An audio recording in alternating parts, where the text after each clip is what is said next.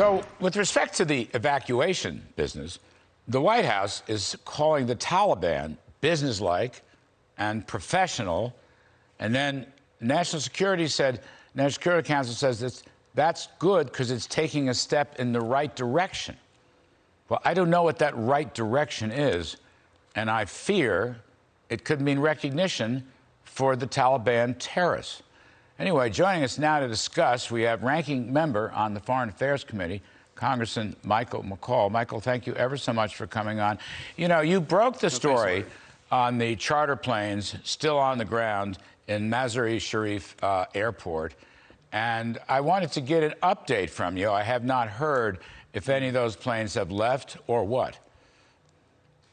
No, they have not. Many of the planes, the manifest, have been cleared by State Department, but the Taliban will not allow them to depart. And then some of them are not, they don't have the legal documentation to depart. We do have two commercial airliners out of Kabul Airport, HKIA, that have left for Doha, carrying Westerners with passports and visas. So we're really, you know, Larry, at the mercy of the Taliban right now. We don't, we're not on the ground. We have no intelligence, no eyes and ears, and we're at the mercy of the Taliban. And I think every American left behind enemy lines has a price on their head, and the Taliban's going to use that for their negotiations, for leverage, like was al-Khalizad, the special envoy who thought we could work out some last-minute peace deal. You and I knew that was not going to happen. And now I think the demands are going to be legitimacy and financial assistance. Recognition. And that's what troubled me about this national security statement that came out, I think it was the day before yesterday, as they described. First of all, you're telling us the charter planes are still on the ground, and the Taliban is a large part of the problem. That's point number one. Second of all, you know, quote, professional, businesslike, first step in the right direction.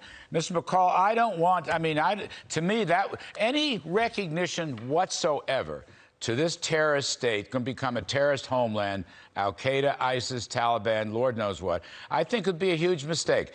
Where do you stand on that? And you know, where do you think this is going?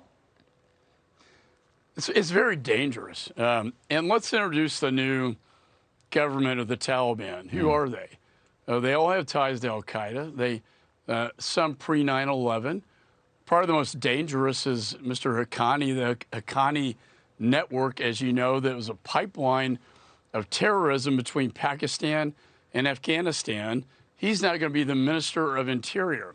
So they try to, you know, and the administration, either just completely naive or completely incompetent, but the idea it's some new, improved Taliban when they're bringing back the terrorists.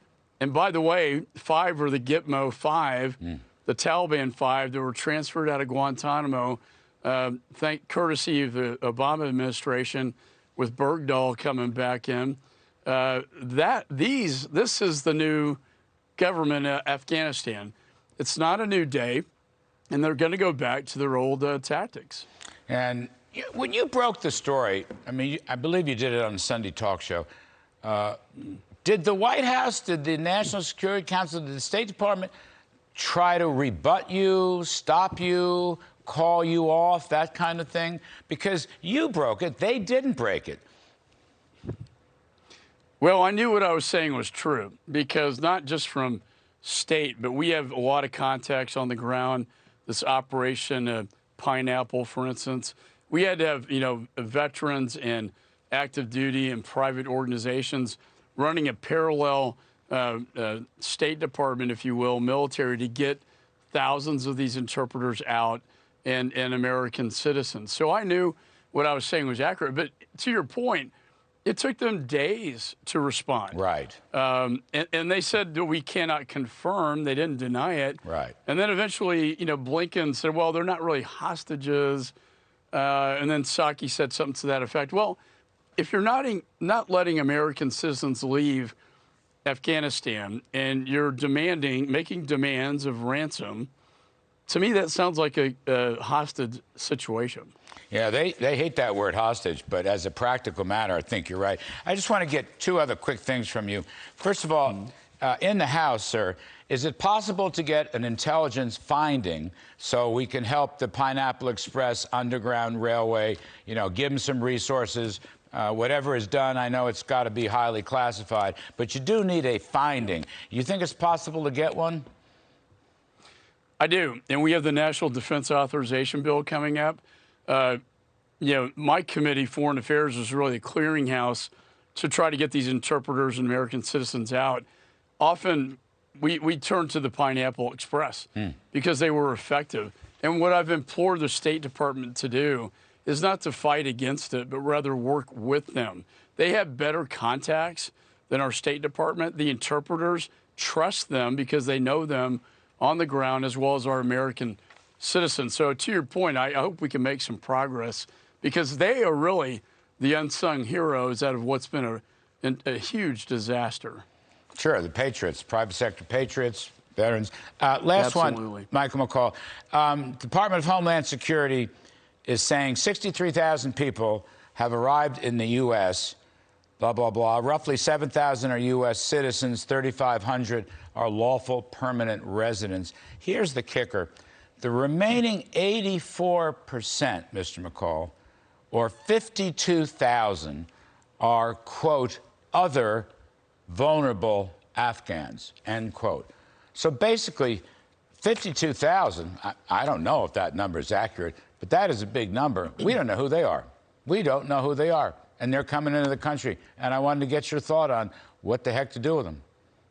Well, it's a concern. They go to what are called lily pads to get vetted. I warn the administration, first of all, to get our American citizens out, not wait till the last minute. But with respect to these individuals, to try to find third countries that could vet them, not bring them into the United States where they have full rights under the Constitution. Of course, they didn't listen to my advice. And I am concerned, Larry, because when I chaired Homeland Security, it only takes a dozen to cause a 9/11. I mean, so, this is a very big concern. And if I could conclude with what you mentioned earlier, tomorrow on the 20th anniversary, I never imagined to watch the Taliban have an inaugural ceremony celebrating victory over the United States of America and raising the Taliban flag over our U.S. Embassy. It's the hardest thing to swallow, Mike. Speaking as a New Yorker, speaking as whatever, broadcaster, former policy guy in the government, it's just inconceivable to me.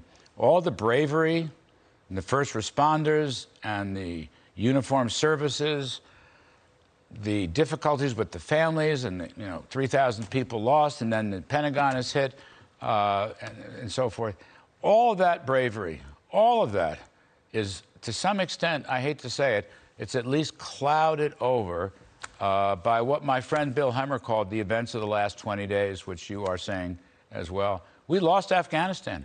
How is that possible? We lost Afghanistan.